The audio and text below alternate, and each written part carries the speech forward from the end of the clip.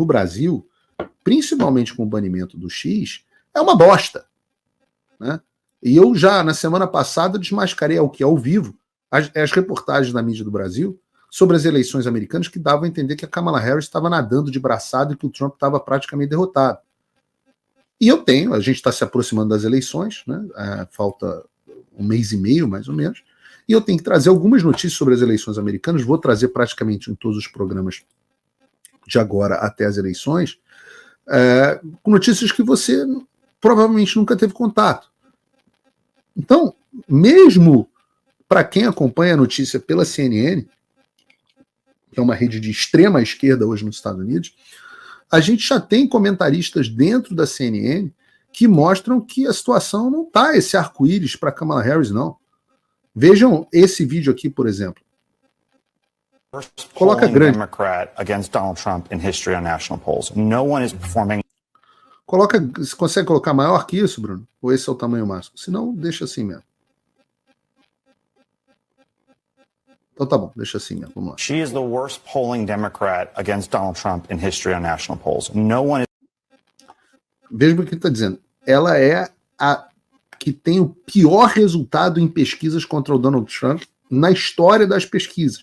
Ou seja, ela se sai pior do que saía a Hillary Clinton em 2016. Performing worse than her. No one's performing worse than her among blacks, among Hispanics, the worst performing Democrat in modern history among those demographics.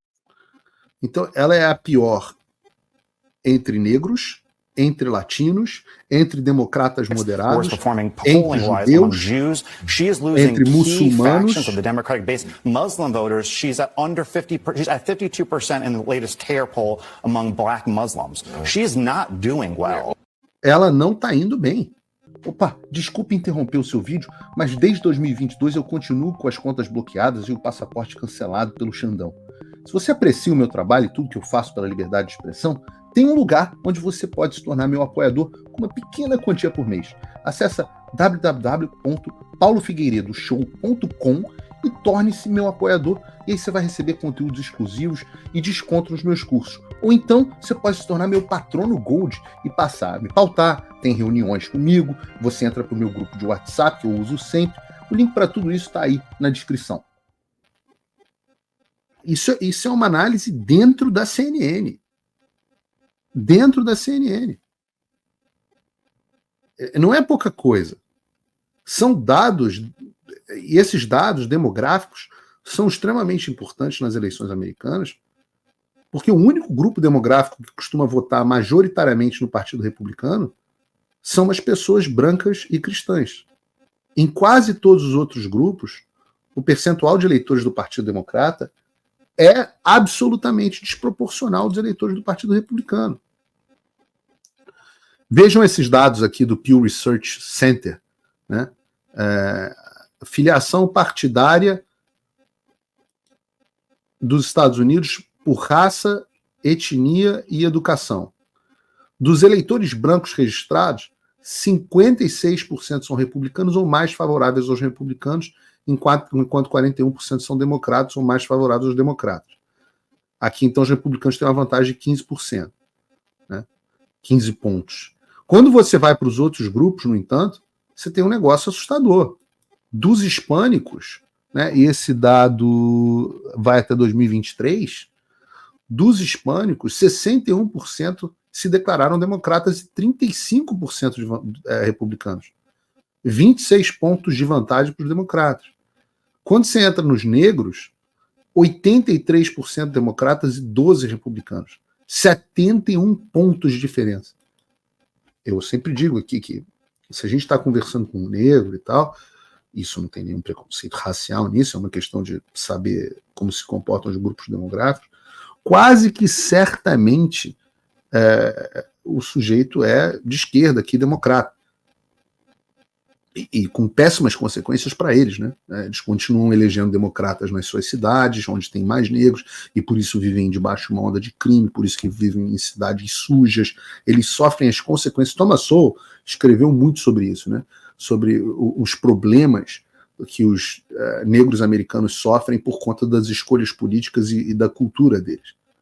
Você pega os asiáticos, até mesmo os asiáticos, 63% democrata e 30% republicano. 28 pontos de vantagem para o democrata.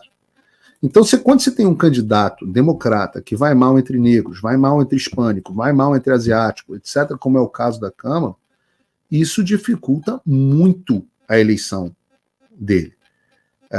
Vamos ver aqui uma outra pesquisa. Pesquisa NAACP. Black Voters Excited for 2024 Election. Eleitores negros excitados para a eleição de 2024. Mais excitados para a eleição de 2000, mais animados, né, para a eleição de 2024 e 2008. E a manchete pode até parecer boa, né? Eleitores negros impulsionados por Harris estão mais animados, mas essa reportagem traz uma pesquisa de uma associação de pessoas negras, né? National Association for Advancement of Colored People, e segundo essa pesquisa, 51% dos eleitores negros disseram que votariam na Kamala Harris, enquanto 27% diriam que votariam no Trump. Entre os negros, 25% dos indecisos disseram que a sua visão de Kamala Harris era menos favorável do que há um mês. E só 14% disseram que eram mais favoráveis. E se você olhar assim, se você não entender de política, né, você vai fazer assim, parece promissor. Mas se o Trump tiver 27% do voto dos eleitores negros, ele vai ser o republicano com o maior número de votos nesse grupo proporcional na história. 27% de voto para o presidente negro, para o presidente republicano entre os negros, é uma coisa impensável.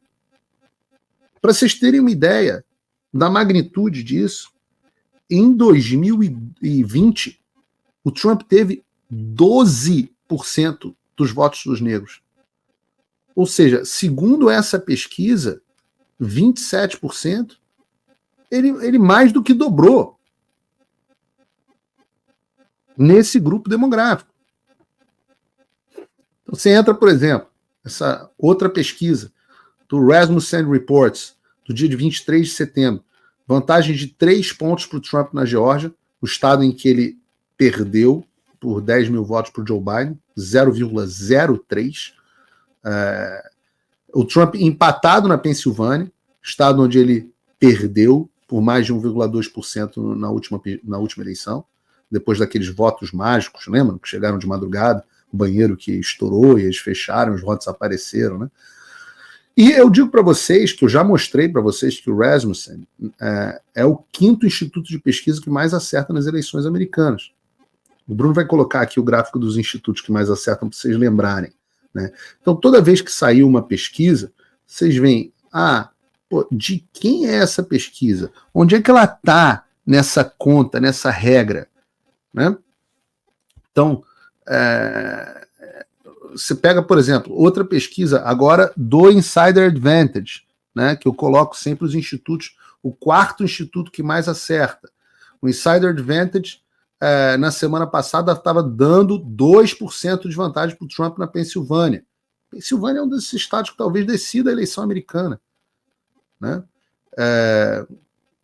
E tem que ser levado em consideração que parte dessa pesquisa foi conduzida antes da segunda tentativa de assassinato do Trump, que atraiu a atenção. Então ele também pode estar com uma situação ainda melhor. Também, Insider Advantage, 1% de vantagem para o Trump no Michigan. O Trump perdeu o Michigan por 2,8% em 2020. E vale dizer que o Insider Advantage foi, em 2020, o instituto mais preciso na média final do Real Clear Politics na eleição presidencial em Michigan.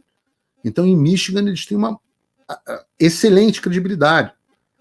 E eu já falei aqui também da vantagem do Trump no Arizona, na Geórgia, na Carolina do Norte, que são todos estados essenciais para uma eventual vitória na eleição de 2020. Agora, é o que eu falo, a imprensa brasileira ela é tão militante que antigamente eles se limitavam a reproduzir a CNN e o New York Times. Agora nem isso eles estão fazendo. Nem isso esses putos estão fazendo. Porque eu acabei de mostrar a CNN dizendo que a situação está ruim para a Câmara, mas agora eu tenho que mostrar o New York Times. O New York Times está dando Trump e Kamala empatados na eleição nacional. Trump e Kamala empatados na eleição nacional significa Trump na Casa Branca. Eu já expliquei aqui, já disse que na eleição nacional, né, não vou entrar aqui de novo para explicar, explicando como é a eleição americana, não é igual ao Brasil, soma todos os votos e vê quem é, são 50 eleições, uma em cada estado. Mas normalmente o que acontece é que os democratas ganham nas eleições nacionais, mas podem perder no colégio eleitoral. Eu sempre dou o exemplo da Hillary Clinton, que teve 2,1 pontos percentuais a mais que o Trump em 2016 e perdeu de lavada no colégio eleitoral. Então, Trump empatado com Kamala Harris é Trump na Casa Branca. E isso é pesquisa do New York Times, que é como se fosse Datafolha. Né? Então, assim, empate no Datafolha significa quantos pontos de vantagem para o Trump? Pra você ter uma ideia do que significa, em 15 de outubro de 2020, a menos de 3 semanas das eleições presidenciais daquele ano, essa mesma pesquisa do New York Times dava uma vantagem de 9 pontos para o Biden. No final, o Biden acabou ganhando, com toda aquela putaria, por 4,4% nos votos totais. Então, a margem de erro, né, foi de 100%, mais de 100% em favor dos democratas. É essa pesquisa que dava 9 pontos para o Biden em 2020, que agora está dando empate entre o Trump e a Kamala. E é por isso que estes caras estão absolutamente desesperados, a ponto de tentar matar o Donald Trump. Não faria sentido nenhum tentar matar o Donald Trump se ele estivesse perdendo igual dizem na imprensa brasileira. Vocês não concordam? Eu estou dizendo para vocês, o Partido Democrata não ganha a eleição se 27% dos negros votarem no Trump.